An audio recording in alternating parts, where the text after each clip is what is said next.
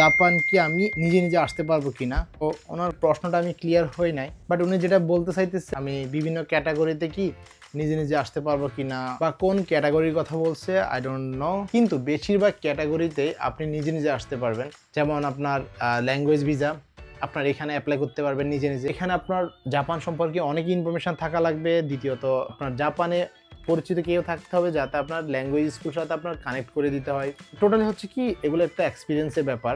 SSW visa আপনি এটাতেও কিন্তু অ্যাপ্লাই করতে পারবেন, কিন্তু জাপানে আপনার পরিচিত কেউ থাকতে হবে। আপনার কোম্পানি চুজ করার সময় ল্যাঙ্গুয়েজ তো জানা থাকতেই হবে।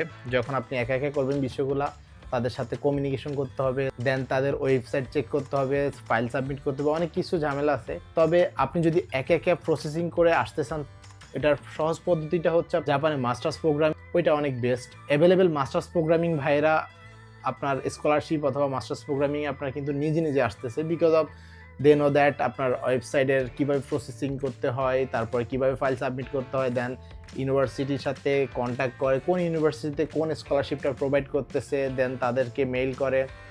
তো এই জিনিসগুলো আর কি একা একা করা যায়, কোনো কিছুই অসম্ভব না, সব কিছুই সম্ভব।